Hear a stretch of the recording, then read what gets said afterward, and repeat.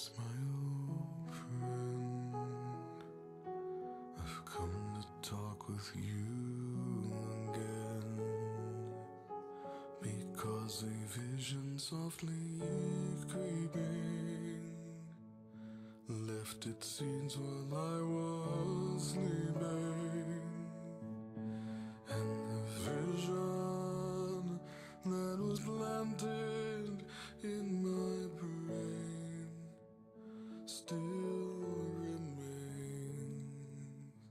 within the sound of silence.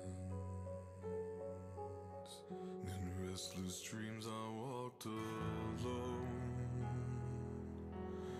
narrow streets of cobblestone, neath the halo of a street lamp, I turned my collar to the cold and damp. When my eyes were stabbed by the flash of a neon light that split the night and touched the sound of silence. And in the naked light I saw 10,000 people, maybe more. People talking without speaking. People hearing without listening. People writing songs that voices never share. And no one dared disturb the sound of silence. Fool said I, you do not know. Silence like a cancer grows. Hear my words that I might teach you. Take my arms and I might reach you. But my words, like silent raindrops, fell and echoed in the wells of silence. And the people bowed and prayed to the neon god they made. And the sign flashed out its warning, and the words that it was forming. And the sign said the words of the prophets are written on the subway walls and tenement halls, and whispered in the sound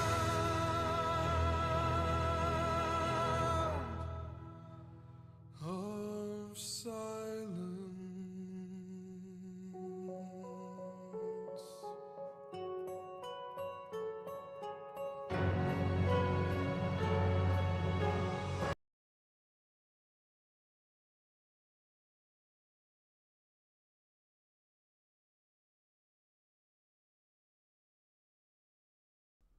And it looks like we are live now. We had a little bit of problems there. Internet problems this morning. Capture card problems today. We got a nice clean look. We are back. Thank you, Spectrum, for once again screwing up our outline. Buff, welcome in. Jeff, how are we doing today? See the pink eye still lingering just a little bit? Yeah, man, can't get rid of it. I can't go into work today. I'm gonna just try to cold compress this thing, hit it with steroids, hit it with eye drops. Hopefully, we get to go tomorrow. Yeah, I woke up this morning, and I wake up and I come over to the computer and I go to log on and I start looking at some things and I see I have no internet. I go into my Spectrum app. I have to turn the Wi-Fi off first to go into the, unconnected, and I see that there's another outage. So it's like the third one in 3 days that we've had no internet for multiple hours here. So Spectrum sucks balls, man. But listen, hey, at least I like the kids, because they are off school today. They go back tomorrow. but at least like they have some of these old school games, right? Like obviously you can't play on the PS5, but the fact that they have a Super Nintendo, they have a GameCube, you know, they have an old Xbox with discs on it, you know, like they don't have to go on the internet to be able to play. So Yeah, you know, I still remember the old school plans, right? The old school when go outside and play. Can't really do that anymore these days with all the freaks out there. It's kind of sad. They have their scooters. They're out every single day. We actually, I had Ian's daughter. Andrea was a little questionable about that move, but I had Gianna on a scooter yesterday riding up and down the street. But I'm like, yo, she's safe. Like, I'm gonna grab her if she falls. Whatever, we're fine. Jeff's got cat-like reflexes. For those of you that don't know out there, cat-like reflexes. Well, we had the kids on those when we were in DC riding around the mall, and then Capitol Police came up to us and told us that in the mall. Going from monuments to monuments, and then Capitol Police, when we went in front of the Capitol, they rolled up on us and they're like, "Yo, the kids cannot be on that with you. It's illegal." Blah blah blah. If I see it again, you know, this and this and this. And I was well, like, I'm gonna write you a ticket. I was like, listen, I turned to the guy, listen, you're Capitol Police. You guys have had a rough go of it the past few years. I'm just going to go ahead and mind my business, and we're going to walk away this way. Big man, soft hands. Well, for those of us with shit teams, the NFL season is finally over. Thank God the bleeding has stopped. For those of you that are in the playoffs, congratulations. We did have a couple teams that were win and in, that being the Bucs and the Packers, and both take care of business. Let's start off with the Tampa Bay Buccaneers, who go into Carolina and blank the Panthers, and what a barn burner game this was at 9-0. You know, I've got some serious concerns for the Bucs going into the playoffs because these last 2 weeks, that offense has looked atrocious. Baker Mayfield looked absolutely terrible in the first half. Whether it's that lingering rib injury, he just couldn't get anything on it. He was making bad decisions. He was late on his throws, where usually he's early on his throws. I don't know. I mean, yay, we're in, Bucs fans. But, you know, I guess the good thing is that you're facing Philadelphia. And let's be honest, they are reeling as well. So, I mean, at least I think of everybody that you could have faced, I think that's who you want to face. I really do. Like, there's a chance that we beat Philadelphia, and there's a chance that some of these other games play out where we get a second home game. That'd be great. That'd be great. My tickets went up for sale yesterday. Check them out. Section 208, row N, seats 1 and 2 on the aisle. Check it on Ticketmaster. If you want, just DM me. We could work out something else. Avoid the fees. Omar wants them, by the way. Omar wants them. He wanted me to tell you. Oh, really? He wants to buy them from you, yes. Anyway. At a deeply discounted price. He actually hit me up the other day asking me for my phone number because he has some girl that has, like, her uncle or passed or something. He has this giant collection, cards, everything that he's looking to move. I sent him my number. Yeah. So He said he wants to buy your tickets. He wants to buy your seats because he likes them. So that was what he told me. Yep. So, Great. Omar, hit me up. When it came to the game, I think we had the Panthers in circuit here, didn't we? We did not. Oh, we did go 2 and 3 in circa. I just didn't put it up there. We ended up at 56%. Who cares? Just same thing. This was funny though. If you did have the Panthers, because they literally come down the field, right? Shark catches the ball, breaks away, beautiful play. Winfield, with the same play that he had against the Falcons earlier in the year, comes up, hits the ball out right at the goal line. They go back, recover it, so that takes a touchdown off the board. Then later on in the game, they run the ball in. I forget who the running back was. Some kid who I have no idea who he was, but they run the ball in, and it gets called back for illegal formation because there wasn't enough guys on the line of scrimmage. So they back him up 5 yards, take the touchdown off. And by the way, they also missed the field goal as well too. 2 of them, I think, right? No, field goal. I think one. I think they missed one. But what happens is that they sit there and they get backed up. They take the touchdown off the board. The very next play, Bryce Young gets sacked and fumbles the ball. Just incredibly fortunate circumstances for the Tampa Bay Buccaneers in a game where our offensive line got absolutely manhandled by their defensive line. Brown was a monster. Burns was a monster.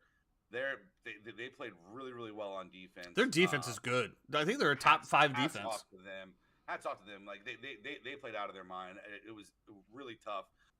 And yeah, Baker was slow to react in some situations. Maybe an extra day helps now. You know, I'm not excited about the Monday night thing. I absolutely hate it. But we will be playing Philly on Monday night. Once again, I went to that game last year. And I was a guest of Logan when we went.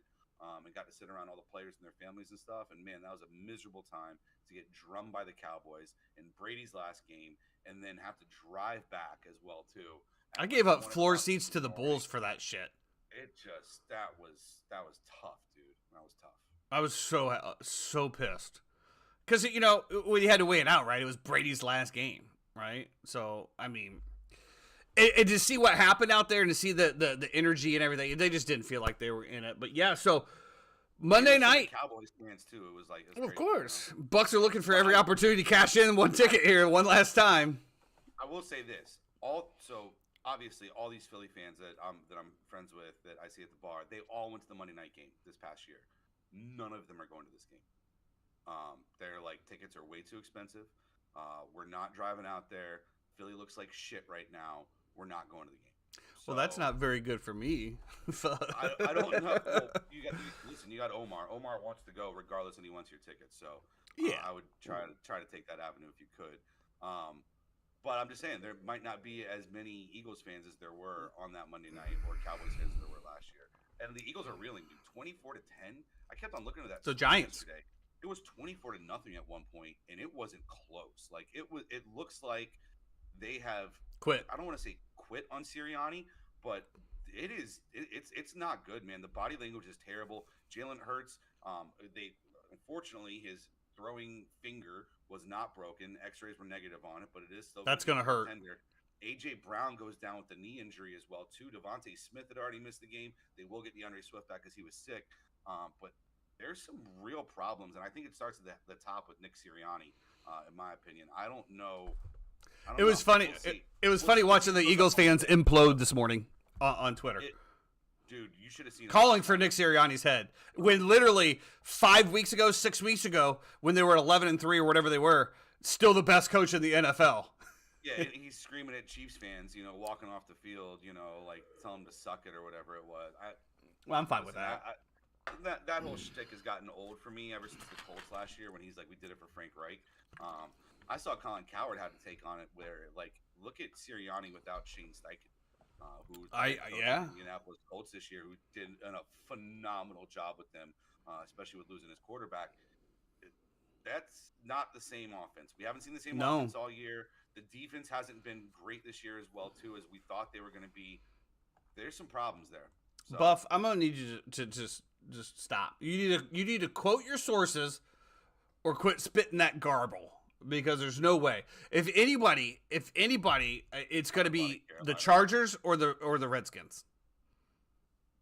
Even though I have heard that the Chicago Bears are still after that, but we'll see. So I like the Bucs. I like the Bucs coming in here regardless. What's the over under? Give me the under. 44? Ain't no way that these teams are scoring 22 points apiece. No way.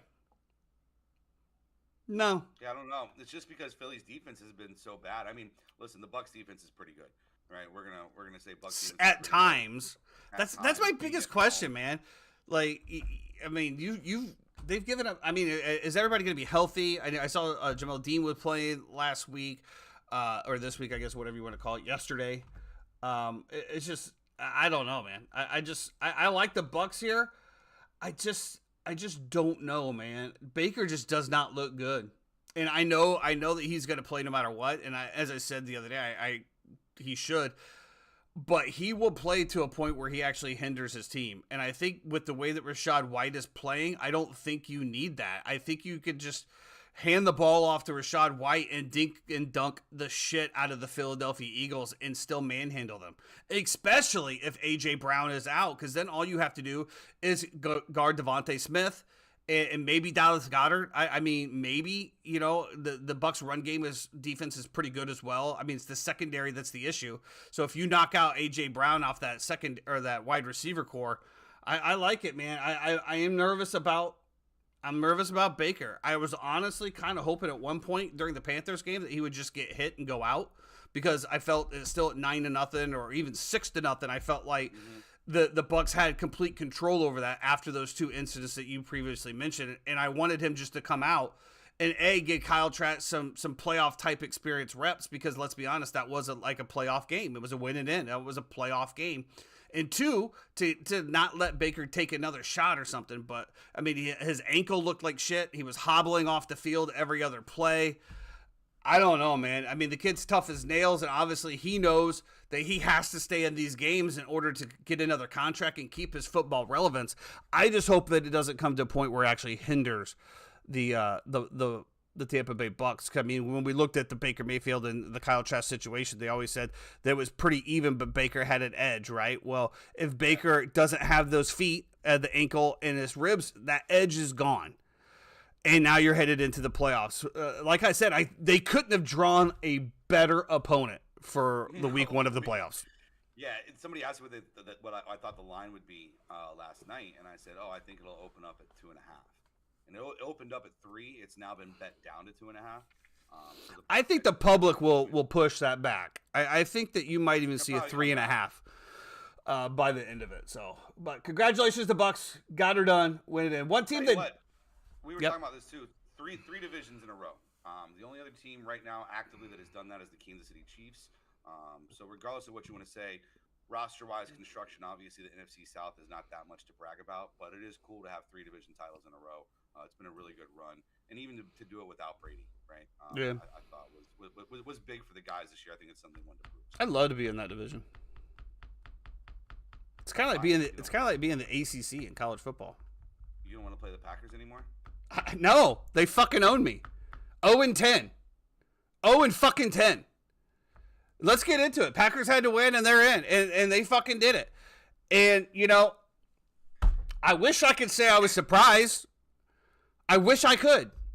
But they just fucking own us. I said it numerous times. I think it's like the Green Bay staff, when you looked at the Water Boy, and the coach across from the Water Boys team had a playbook out that said coaching for dummies, and the dude looks and goes, why do they know all of our plays? Because that's what it is. Luke Getsy, the worst part about this game was the fucking announcing and the deep throat by Tony Romo and Jim Nantz of the Green Bay Packers from the start. And, I actually enjoy Tony Romo when he's commenting. I guess it's because he's not commenting on my team or my games. But let me tell you, I understand what people are saying now about Tony Romo does no preparation for his games, just walks in and bullshits it. Because this man literally said Luke Getsy, the offensive coordinator for the Chicago Bears, has this team rolling, and has done a fabulous job finally figuring out how to use Justin Fields. And then Luke Getsy proceeds to leave Justin Fields in the pocket play after play while getting his ass rammed by the defensive line of the Green Bay Packers. Obviously, our offensive line was not healthy once again. We are missing 2 of our starters, but it is what it is. It's absolute pain. Bears 9, Packers 17. And the worst part about it is the Bears were in this the entire game. Obviously, once again, not 100% on the defensive side as well. But as far as Black Monday goes, and we are going to get into Black Monday, the fact that Luke Getsy has not been fired yet is absolutely egregious. Absolutely egregious. This man has the worst play calling that I've ever seen in my life. And I saw some guy over here talk earlier today on Twitter this morning when I was doing a little research about how, but if we hit the reset button again, like they've progressed, and he finally knows how to use Justin Fields. Bitch, look at a fucking tape. You're telling me a man that is an offensive coordinator in the National Football League has to go through an entire season to figure out how to use his quarterback properly? This is absolutely egregious. I tell you, Bears fans, I don't know what to tell you anymore. I don't know. I mean, Justin Fields, coming off of one of his best games ever, had absolutely zero time. Wide receivers are not open. All they had to do was double DJ Moore. And he actually feasted on him the first half when they played a soft zone. So guess what? The coaching staff changed. Imagine that.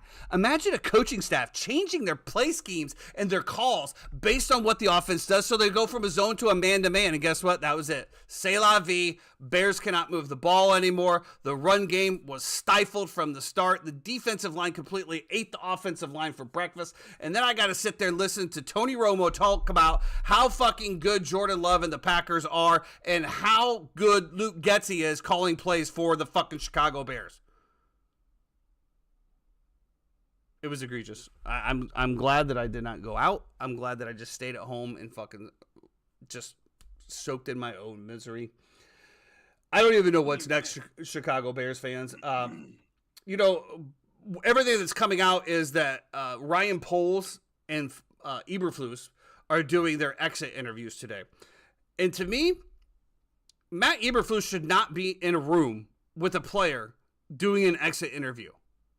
Should not be. Should not be. If a player can talk openly about a head coach looking to his face, that would be great. But I highly doubt that. It's going to be sugar-coated. At the end of the day, I think they said that the Bears team, the upper management, will be meeting with them later, and that will decide their fate. I don't know. I don't know, Bears fans. I don't think it fucking matters. I really don't. We consistently just hire the worst coaches. I don't know. I don't know. I don't know. What do we do here? What do we do next? I don't know. We've been talking about it forever. The bottom line is, if you trade Justin Fields and bring in Caleb Williams, and you bring him under Luke Getsy, I don't know what to fucking tell you guys. I mean, Ryan Poles has done a great job, so I guess we'll just trust whatever Ryan Poles does. But honestly, I'm just fucking over the Chicago Bears. I mean, you guys are fucking pathetic. I'm tired of it. I'm tired of rooting for you guys. Been 1985 since you guys were relevant. I take that back. We had Devin Hester the one year he ran against Peyton Manning, where you gave him his Super Bowl because of your shit. But it's just, we're down bad. We're down bad. I can't believe I had to listen to that fucking commentary the entire game. It was like I was watching Joe Buck and Aaron Rodgers. Whatever. Yep. Packers are great. They own us. Continue the ownership. Congratulations.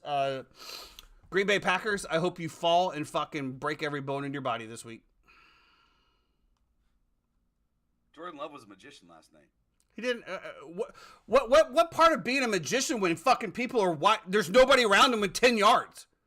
You saw these passes in the zones. There's nobody within 8 yards of this dude each way. From behind, from in front, and to the side. The guy could have fucking set up shop and opened a 7-Eleven and pumped some gas before the ball got to him. 27 of 32, you know. The Chicago Bears can make anybody look. It doesn't matter. Your defense has been great. Your defense has not been against stellar. good. Against who? Against who? Stellar. Against who? Stellar. Against who? You really turned it around in the second half of the season. Yeah.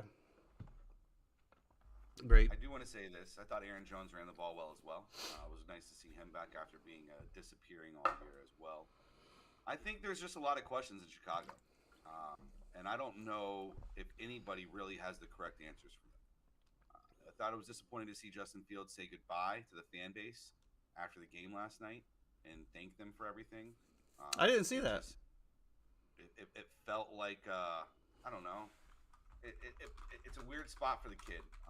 And who knows where he's going to end up or what's going to end up happening. Who knows if the Bears think that they've seen enough on being 11 of 16 for 148 yards and being sacked 5 times if they think that that is the future of the franchise and they want to stick with him. Oh, yeah. I gave it my all, whether it's here or not. I have no regrets. Of course not, because you're getting paid millions. But to the city of Chicago, love y'all. Appreciate the fan support from all the Bears fans, which that's questionable. You know, and in case this is my last rodeo with y'all, appreciate y'all for everything. Okay? Yeah, I don't know. I mean, I don't know. Like I said, the guy had zero time. The Packers D-line just ate the O-line off. And Luke Getsy continues to just fucking drop him back in the pocket. No pocket movement whatsoever. Just sitting back and maybe they'll figure it out this time. Maybe the offensive line will block somebody. And maybe Cole Kmet will get open. Or who's even on the fucking field for the receivers? I don't know. It's just shambles. I'm actually really glad. I'm actually really glad this happened. Because Bears fans, we're not going into this season now on a high, like, oh, we put together some good stuff, we knocked out everybody, come back. Nah, this shit needs to happen. Matt Eberflus, you've been there for 2 years. You have not beat the Green Bay Packers one time. One fucking time. In fairness, his predecessor wasn't very good against the Packers either. Nobody is. Nobody is. And that's the problem. Is you have a team to the north with a shit market. Green Bay, Lambeau Field is in the middle of houses. It is a shit small market. And they continue to beat the fucking shit out of the Chicago Bears over and over. Doesn't matter who the quarterback is. Doesn't matter. They could put out there, I'll tell you what, the Packers can go get Mitchell Trubisky and he would run up and down on the Chicago Bears. When I saw the Bears last night, there was no fire, there was no energy. They didn't give a shit. It's, kind of like my cousin was saying, is like, rivalries don't really matter. You didn't hear anybody in the pregame like fired up. We're going to knock these people out. Oh, we're going to give it our best, whatever. We got some incentives that we're playing for. And I'm really happy to hear that everybody was getting their incentives while losing. That's great. Continue the great work, everybody. But, and this is my knock on Justin Fields as my cousin. You just see no fire out of him. You see no passion. Now, I get it that's just him. He's just a mediocre guy. Like, there's never a time when he looks angry to lead the Chicago Bears. He just doesn't get that fired up feeling where he's like, let's go. We're going to fucking do this right now. You over here, why are you running the route this way? This was where you're supposed to be. You never see that type of leadership. When you see him over on the bench, he just sits down, puts his head down, goes over the pads. I don't know, but I will say that is my only knock on Justin Fields. And do I think they should move on from him? Probably not. But on the same token, does he even want to be there? I don't know.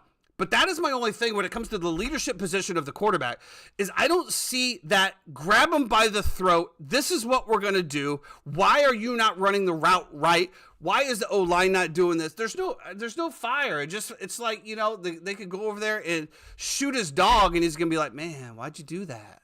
That sucks. Why? That's my only thing. I don't know. Yeah. I think you got to move on from Justin Fields. I don't. It doesn't even matter anymore. It's out of my hands. I don't know. I just know that whoever they bring in is going to be dog shit again, especially if you leave Luke Getsy as the offensive coordinator and Matt Eberflus as the head coach. That's it. I just feel like you can't have your Super Bowl, which was talked about all week, and put up 9 points. Okay, but that's the thing. It's a Super Bowl for the fans. But to my cousin's point, it's not the Super Bowl for the Bears. They're just trying not to get hurt.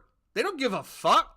You think that there's an incentive in there to beat them? Maybe if they all got paid $1 million bonus, if they actually won the game, maybe then they would have actually shown some heart, some fire, some desire. Yeah, there was chipping. And I'll tell you, Stevenson to me is a fucking, dude, he's yapping. Him and they're out there waving their hands. Bitch, you're getting fucking run up. What are you doing? Oh, man. I'm just reading the 3 times here. Go ahead. I think it's time to move on from Justin Fields. Like I said, I think. Well, you've been saying that from the beginning, though. You said there's no reason. It didn't really matter. You would move on from Josh Allen for Caleb Williams. Yes, you would, and therefore your opinion is irrelevant. It's close, but maybe not. I don't know. Yeah, this is what I'm saying. I'll say this. Go ahead. I just think the proof is in the pudding. I think it's time to part ways. I think you trade Justin Fields to Atlanta. You move on. You cut bait. I have no problem with you trading the number 1 pick to the Commanders, right? If they want to move up to guarantee themselves Caleb Williams, I think if I was a Chicago fan, I would be perfectly fine with a Michael Penix Jr., with a guy, like Drake May as well too, who's awesome. Any of those guys, I think you're gonna hit a home run with. It doesn't. Bro, we've taken prototypical quarterbacks from the beginning. I mean, Mitchell Trubisky was the next second coming, according to terrible pick. According to all of the scouts and everybody that your expert opinions that say that scout quarterbacks that evaluate talent, Mitchell Trubisky was the best quarterback in that class. So that's my biggest point is you don't know. That's just it. You just don't know. And when I look at Justin Fields' tenure, I look at the coaches that he's had. I look at the offensive line that he has had. I look at the weapons that he's had. I just think he's been set up for failure from the beginning. You know, I mean, look at Matt Nagy, what he did to Mitch Trubisky. Now, Mitch Trubisky probably isn't the best quarterback, you know, obviously. But, I mean, then he goes back to Kansas City. Look at the problems that the Kansas City offense is having right now. I think that the Bears are just an absolute shit show from the top down, from the McCaskies down. I mean, there's talks that, you know, that Ryan Poles had this hire of Matt Eberflus, and then it leaked out, I think, last week saying that no, he really didn't, that it was fucking the McCaskies once again that said this is who you're going to hire. McCaskies, get the fuck out of the way. What a great 101st birthday present for Virginia McCaskey to have, once again, the Bears routed by the Packers. Congratulations. Keep it up. And I don't know how I feel about the Bears president, to be honest with you. I don't know. He seems a little sly. He dresses too nice. Clean house, huh? I don't know. They're in shambles. I mean, how long are we going to go for rebuilding, right? Justin Fields was supposed to be, I mean, even if Justin Fields wasn't the complete answer, Justin Fields had to make the Bears better, right? And the Bears did not get better with Justin Fields. We have not recovered since the 10-6 Lovey firing. We have never recovered from that. Never. Tyson Bagent was okay for you this year, too. That's it. Now I know you're just a giant troll. How am I a troll? You're a giant troll. You were the one calling for Tyson Bagent. I was not calling for Tyson Bagent. I was calling for Bagent to get in there to sell those cards, which I did. Thank you very much, everybody. I just think, you know, and to wrap it up here about the Bears, I just think that they're an absolute shambles. The fact that Getsy has not been fired, all things do point to Matt Eberflus coming back again. They're talking about, the only thing that, and the reason I say that is because Ryan Poles talked about, and he actually compared Matt Eberflus to, who was the coach for the Rams? Dick Vermeil, and how it took like 3 or 4 years for, you know, to get the program going, and how, you know, it's very important to have continuity and continuity in the locker room, and they feel like they have that. So to move on from another coach would be, you know, very detrimental to the team, this, that, and the other. Whatever, man. Here's what I'm going to say. If you can't get Jim Harbaugh, then okay, keep Matt Eberflus. But if you could get Jim Harbaugh, then get Jim Harbaugh. I don't care what happens after that. I don't care if he turns out to be bad. Jim Harbaugh is a proven coach, proven in the NFL level, proven in the college level. Obviously, he can relate to the college kids coming out. He understands. If you can't get him, that's fine. Keep Matt Eberflus. But for the love of God, you cannot keep Luke Getsy on this staff as an offensive coordinator. To sit there, the way that he's utilized Justin Fields is an absolute abomination. You just saw it last game. One of the most important games of the year for Bears fans. And you just drop him back in the pocket. That's it. There was no motion. There's no, hey, they're just going to eat you all day long. He ran the ball. He ran the ball 8 times. Yeah, first down, second down. Shocker. Let's run it right up the middle. First down, second down, throw third down. He only dropped back 6. He only had 16 passing attempts. What's the reason for that? I don't know. Exactly. He only had 16 passing attempts. Exactly. Ran the ball 8 times. Exactly. Controlled the clock. They dominated the entire game. Honestly, Jordan Love would have had another touchdown, but the kid dropped it. What's his name? Melton. Or whatever. I'm sorry. Are we talking about Jordan Love's offense right now, or are we talking about the inept Bears offense? Between his legs. As somebody who picked the Packers this year, to win the division, they didn't. So get off their nuts. It's good to be validated. You know, Yeah. I feel validated. I'll tell you this: if a win over the Chicago Bears validates you, you have a lot of fucking issues. A lot of issues. I don't have any issues, but I will say this: is that I think the Packers are going to have a tough game going up against the Cowboys at home. I hope they get fucking routed. Jordan Love by 31. Jordan Love playing in his first playoff game. I think will be tough. I do think they'll be able to keep it somewhat interesting here, but I do think that Dallas will move on. But I think it'll be a good game. It'll be a fun matchup. I don't see Green Bay being able to move past the first round. The fact that the Packers only put up 17 points on the Bears, who were out Jalen Johnson, obviously their best defender. I think the Dallas defense is going to eat them. I really do. I mean, that was the same thing, the Bears defense. There was zero pressure on Jordan Love the entire game. I don't think he was even touched. I mean, if we look at the Packers' past few games, this defense just gave up 30 points to the Carolina Panthers. Right? Well, I think that just goes to the point of what team shows up what day. Stinks.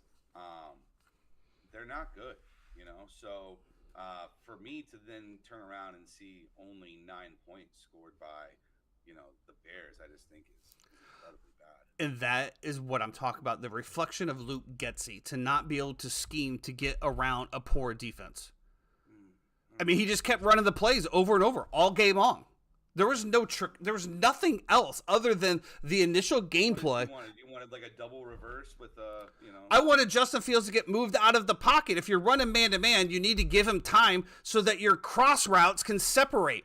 If you don't get any time in the pocket, you need to move the pocket. You have a mobile quarterback who is probably one of the fastest quarterbacks on the field. Get him out of the fucking pocket versus standing there and giving him a 2 count to get rid of the ball and hope that DJ Moore is the only receiver that you have that can create separation. I mean, it's coaching one-on-one. I mean, fuck, you play Madden long enough, you know exactly how to do this. Or isolate him on the one side and fucking throw curl routes. There was none of that.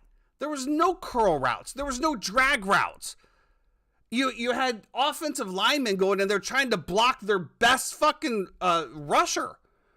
Guy's playing is like his first game. Hey, we're going to put you on the best guy right here, and then we're going to run a run over there. Hopefully you take care of that for us.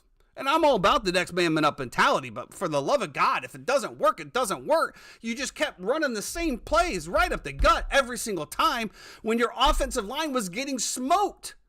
You got to pitch. They did have some success on the pitch runs. I don't know if you saw that. They did have a little bit of success on that when they were able to set the edges, but you got to move your quarterback around a little bit. If your quarterback has zero time in the pocket to be able to hit your slants, your outs, or whatever during man-to-man coverage, or even zone coverage, you have to move the quarterback. I mean, what's the point of just leaving the quarterback sit back there and just getting ate up all day long when your receivers are not getting open in hopes that your offensive line is finally going to hold them? I don't understand that. You have to adapt, just like the Packers did. The Bears' first series, they went right down there. They didn't get a touchdown. But, I mean, DJ Moore was eating, right? It was 15-yard chunk plays. So what did the Packers do? Hey, DJ Moore's beating us on this on zones. We're going to switch it up. We're going to play man and do this. And guess what? It shut him down. There's no adjustments like that from the Chicago Bears. They played the same soft cover 2 zone the entire game. Jordan Love ate it up. There was no changes. There was no. Did you see any man changes? Any bump in coverage? No. It's just like, hey, we're going to keep doing the same thing and hope it works this time. And they should all be fucking fired. But let's move on. We've wasted too much of our life on the Chicago Bears and too much of our time. That's for damn sure. Black Monday is upon us. Ron Rivera, the very first one to get, actually, Art Smith was the first one to get the axe at 12:01, which I don't know if you guys saw the game here. Him and the Saints coach had a little bit of a tiff at the end. And to where I think Art Smith knew that little, I don't know if you want to call it beatdown, pretty much secured the fact that he was losing his job. Yeah.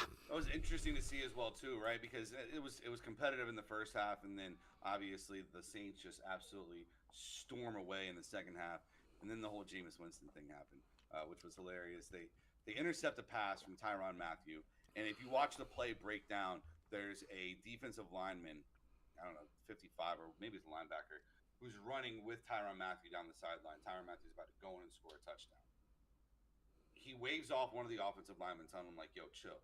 I'm going to block you if you continue to run, just chill, right? So the one offensive lineman actually for the Falcons breaks off. There's another one that's coming directly across the field, and the linebacker's trying to tell him, stop. Guy doesn't stop, dives for Tyrann Mathieu, hits him. Tyrann Mathieu stops at the 1. Now, Jameis Winston said after the game that they really wanted to get Jamal Williams a touchdown. And Dennis Allen called for victory formation. Jameis goes to Dennis Allen and says, hey, man, we really want to hand it off to Jamal here to get him a touchdown. Dennis Allen says, absolutely not. Take a knee. We're moving on. Jameis Winston goes in there. They get in victory formation.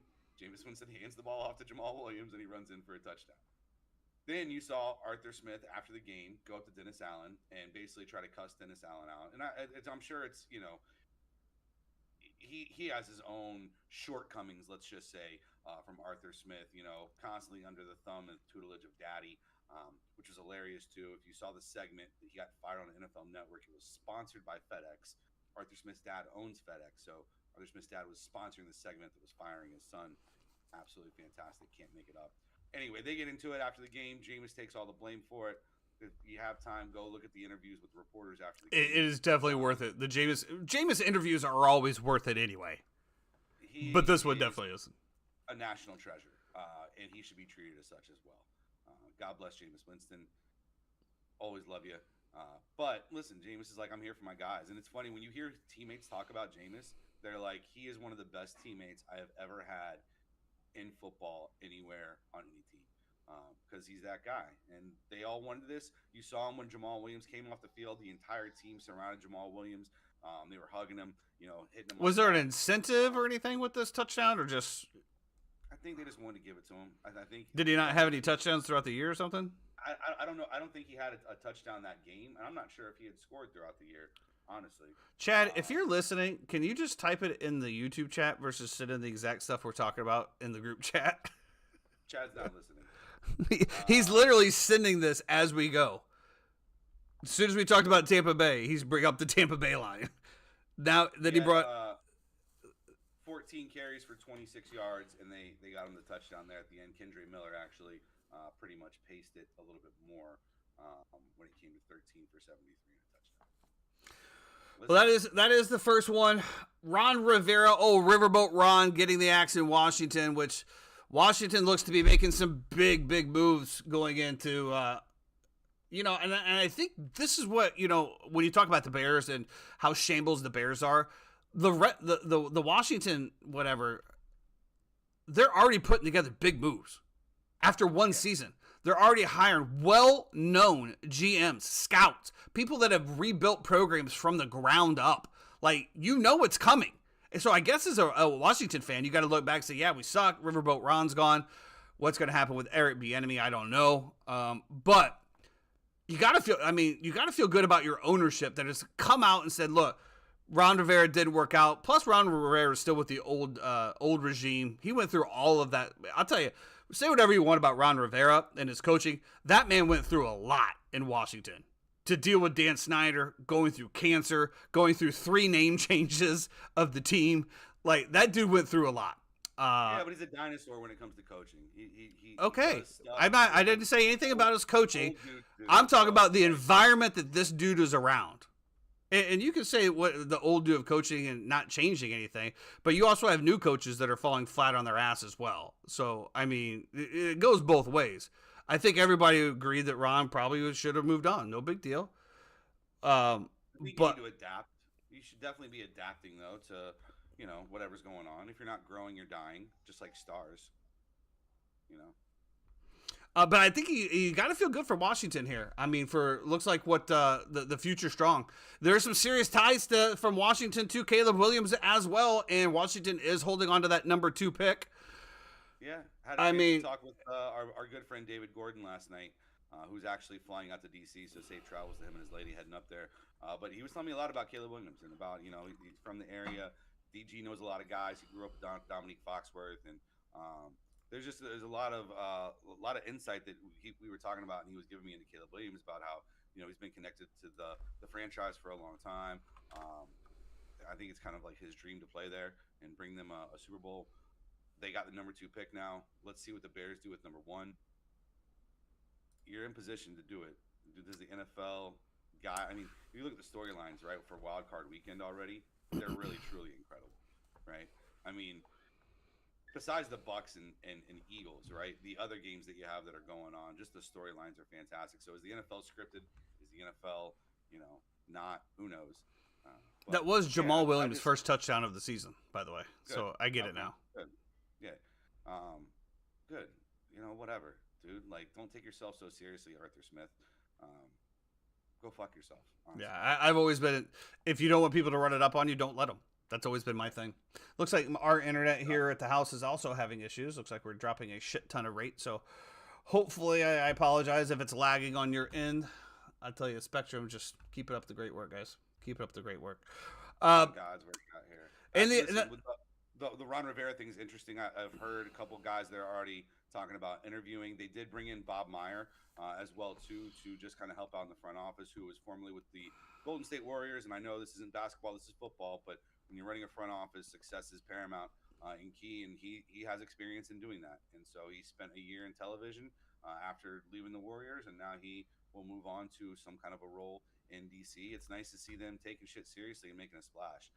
And I think that, yeah, when you look back at the Bears, there was a time there for a while where Theo Epstein was talked about coming in, and I was all for it. The guy's rebuilt programs. I mean, that's what you need. And I think that's the frustration with us and Bears fans, is that the Bears fans feel like the ownership just wants the money. They don't really care about the team. Chicago fans are going to show out. They're one of the biggest markets in the nation, so obviously the tickets are going to sell. But, I think things are on the up and up for Washington, man. Couldn't help in fast enough getting rid of Dan Snyder. Who would have known? Other casualty from Black Monday, the Ryan Poles fleecing of Scott Fitterer is finally over. Interesting. Yeah, they went ahead and fired the GM there after that one. I guess the Bryce Young 2 first rounds plus the next year first round, number 1, probably did that one. Yeah, I'm sure Tepper didn't have anything to do with that at all, right? Like, it didn't have any say whatsoever in that decision. I don't know. That organization's a joke, led by a joke of an owner. So you see where he threw a drink on somebody? Yeah, he got fined. That was the most expensive drink he's ever had in his life, $300,000. Which he probably wiped his ass with and gave it to him. I just wonder, like, so obviously he got fined with the NFL. Does the fan have any retribution that he can, claim something and get paid off of it? I mean, I guess it would be assault, right?